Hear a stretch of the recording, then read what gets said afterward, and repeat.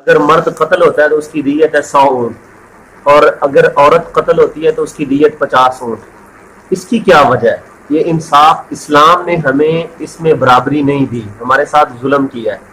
بلکہ ٹھیک ہے، احادیث کے اندر یہ بڑی اچھی طرح سے واضح طور پر لکھا ہوا ہے کہ مرد کی دیت 100 اونٹ اور عورت کی دیت 50 اونٹ۔ اس میں دیکھنے کی بات یہ کہ اسلام کو سیکھنے سے پہلے کسی استاد سے رابطہ ضروری ہے۔ اب مثال کے طور پر مرد قتل ہوتا ہے، اس کی دیت کس کو ملے گی؟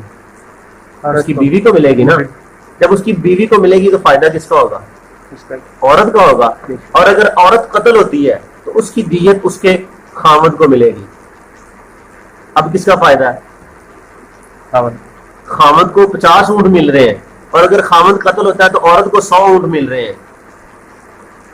فائدہ تو عورت کا ہوا، اس کو 100 اونٹ مل رہے ہیں، اور اگر عورت قتل ہوتی ہے تو مرد کو 50 مل رہے ہیں۔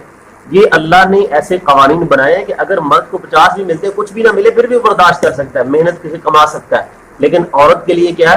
اس کو 100 اونٹ ملیں گے۔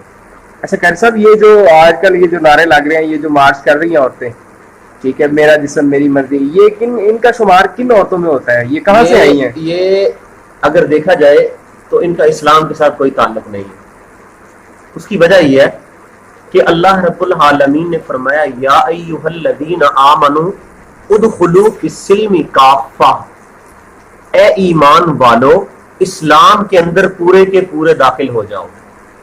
اور اس سے یہ بات واضح ہوتی ہے کہ ایمان الگ ہے، اسلام الگ ہے۔ ایمان کا مطلب لا الہ الا اللہ محمد الرسول اللہ، یا اشہد ان لا الہ الا اللہ وحدہ لا شریک لہ واشہد ان محمدا عبدہ ورسولہ پڑھ لیا، ایمان کے اندر آ گئے۔ اب اسلام، اللہ فرماتے ہیں اے ایمان والو اسلام کے اندر پورے کے پورے داخل ہو جاؤ۔ اسلام کا مطلب یہ ہے کہ خود کو کسی ایسی ہستی کے سامنے سر تسلیم خم، پورے کا پورا حوالے کر دینا۔ جب ہم نے خود کو اللہ اور اس کے رسول کے سپرد کر دیا، اسلام کو قبول کر لیا، تو اب ہماری مرضی نہیں چلے گی۔ یہ جسم بھی اللہ نے دیا اور اس پہ مرضی بھی اللہ اور اس کے رسول کی ہی چلے گی۔ اور اگر ہم یہ کہیں کہ یہ جسم ہمارا ہے، بھائی لاؤ اس طرح کا جسم بنا کر دکھاؤ۔ اگر نہیں بنا سکتے تو پھر جس نے یہ جسم دیا ہے اس کی فرما برداری ضروری ہے۔ اور یہ جو نعرے بازی کر رہے ہیں کہ ہمارا جسم ہماری مرضی، بھائی یہ اسلام سے ان کا کوئی تعلق نہیں ہے۔ ہاں یہ خود آگ کے اندر اگر گر رہی ہیں تو گریں، جائیں جہنم میں۔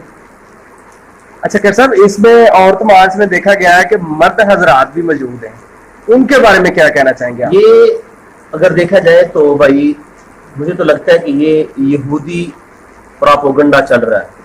آپ نے دیکھا ہوگا سوشل میڈیا پہ، یا مطلب وہ کہ ان عورتوں نے فرانس کے جھنڈے لہرائے ہیں مارچ کے اندر۔ پاکستان کے اندر فرانس کا جھنڈا لہرانے کا مطلب کیا ہے؟ کچھ بھی نہیں۔ یا تو ان کی سپورٹ کریں نا، بالکل جس طرح ہمارا تعلق اسلام سے ہے تو ہم اسلام کی حمایت میں ہر وقت چلیں گے۔ جب ہمارا تعلق کسی غیر مسلم تنظیم سے ہے تو ہم ان کے پیروکار بن کے جب چلیں گے تو انہیں کی حمایت کریں گے۔ تو ان کو آپ کیا میسج دینا چاہیں گے؟ یہ جو مطلب میں تو بھائی ان کو یہ کہنا چاہتا ہوں کہ اللہ اور اس سے رسول سے محبت کے دعوے میں اگر آپ اسلام کے اندر زندگی بسر کرنا چاہتے ہیں تو اس دامن کو پکڑنا ہوگا کہ اللہ اور اس کے رسول کی فرما برداری میں زندگی گزارنی ہوگی۔ اگر ایسا نہیں کریں گے یہ لوگ تو ان کا ذلت اور رسوائی اس دنیا کے اندر بھی مقدر ہے، اور آخرت میں تو پھر درک الاسفل من النار، جہنم کے سب سے نیچے درجے میں جائیں گے۔